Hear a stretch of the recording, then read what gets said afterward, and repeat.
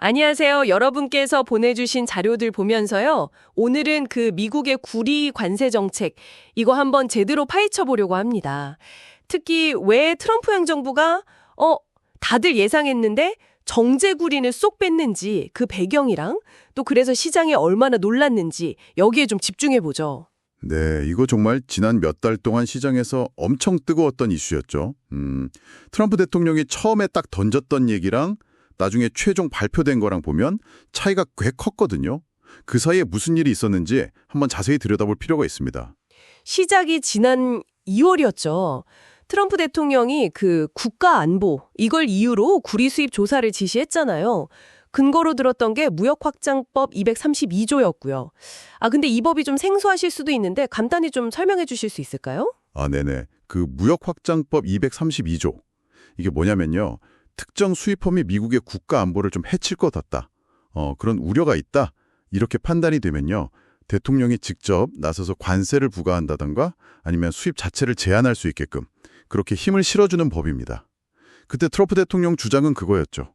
구리가 국방이나 첨단 기술에 꼭 필요한데 이걸 너무 외국에 의존하고 있다.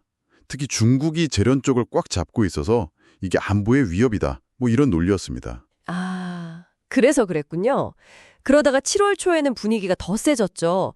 러트닉 상무장관까지 나서서 거의 모든 형태의 구리에 50% 관세 때릴 거다 이런 강력한 신호를 보냈고요. 7월 말 8월 1일 이때 시행할 수도 있다 이런 말까지 했었죠. 맞아요. 그때 분위기는 거의 시장에서는 이걸 기정사실로 받아들이는 분위기였어요. 특히 그 정제구리 있잖아요. 바로 전선이나 파이프 만드는 데 쓰이는 거요. 그것까지 포함될 거다. 이게 거의 지배적인 예상이었죠. 그래서 어떤 일까지 있었냐면 미국 내 구리 선물 가격, 그러니까 뉴욕 상품거래소 코맥스 가격이요. 런던 금속거래소 LME 가격보다 한때 30% 가까이 비싸지는 거예요. 와. 30%나요? 네. 이게 다 관세 붙기 전에 미리 사두자. 이런 움직임 때문이었던 거죠. 이야, 다들 진짜 긴장하고 있었겠네요. 그런데 7월 30일 발표는 완전히 뒤통수를 친 거죠. 여기서 그 백플립이라는 표현까지 나왔다면서요? 입장을 그냥 확 바꿨다. 정확합니다. 핵심만 딱 말하면 정제구리, 그리고 구리 광석이나 정광 같은 아예 원자재들 있잖아요. 또 고철, 스크랩, 이런 것들은 50% 관세에서 제외, 이렇게 된 겁니다. 제외? 네. 대신에 이제 구리로 만든 파이프, 튜브, 선재 같은 약간 가공된 거, 반제품들, 그리고 일부 케이블이나 전기 부품, 이런 거에만 50% 관세를 8월 1일부터 물리겠다. 이렇게 된 거죠. 아니, 왜 이렇게 갑자기 바뀐 걸까요? 자료들 봐도 명확하게 이것 때문이다 하는 건 없는 것 같은데 혹시 그 미국 경제에 부담이 너무 클까 봐 그런 거 아니었을까요? 그 사우스와이어 같은 미국 내 큰 수입업체들도 엄청 반대했다면서요. 정제구리 관세 매기면 오히려 공급만 꼬이고 가격만 뛴다고. 네. 바로 그 점이 중요해요. 미국이 쓰는 정제구리 양의 거의 절반 정도로 수입에 의존하거든요. 근데 그 주요 수입국들이 칠레, 캐나다, 페루 이런 나라들이에요. 우방국들이네요, 주로. 그쵸. 여기에 만약 50% 관세를 딱 매겼다. 그럼 당장 미국 내 제조업체들 비용이 확 올라가 버리죠. 그럼 또 물가 오르고 인플레이션 압력 커지고 이런 연쇄 반응이 불보듯 떠냈거든요.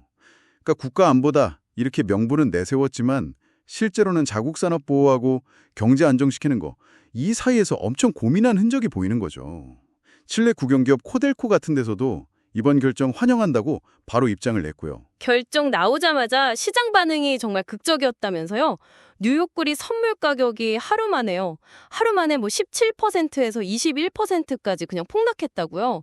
이게 57년 만에 최대 낙폭이다 이런 분석도 있더라고요. 네, 그야말로 관세 붙을 거라는 기대감 때문에 잔뜩 부풀었던 그 미국 내 가격 거품 있잖아요. LME 가격보다 비쌌던 그 웃돈, 프리미엄이 그냥 순식간에 훅 꺼져버린 겁니다.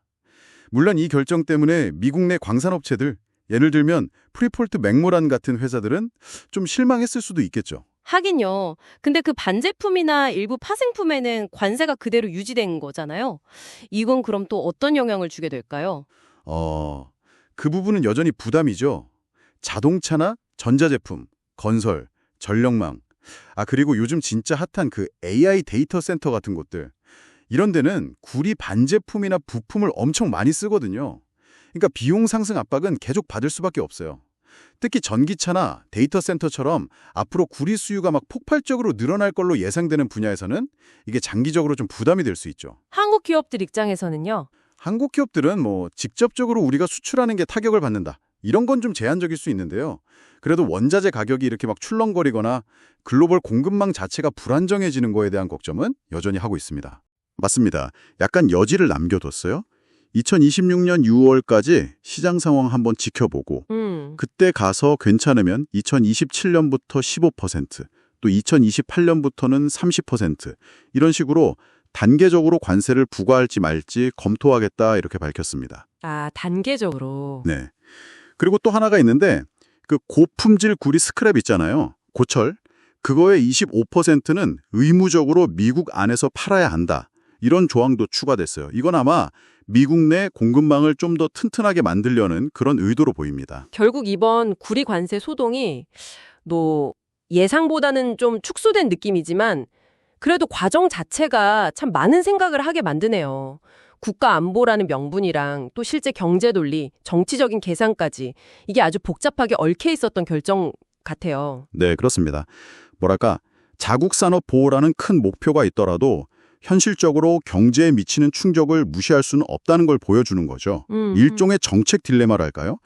앞으로 그 정제 구리에 대한 추가 관세 논의가 또 어떻게 흘러갈지, 그리고 이번 조치가 장기적으로 미국의 구리 공급망이나 관련 산업들에 어떤 영향을 줄지 이건 계속 좀 지켜봐야 할 것 같습니다. 여러분께서도 이 이슈가 앞으로 미국의 제조업 경쟁력이나 더 나아가서 글로벌 원자재 시장 전체에 어떤 질문을 던지고 있는지 한번 계속 생각해 보시면 좋을 것 같습니다.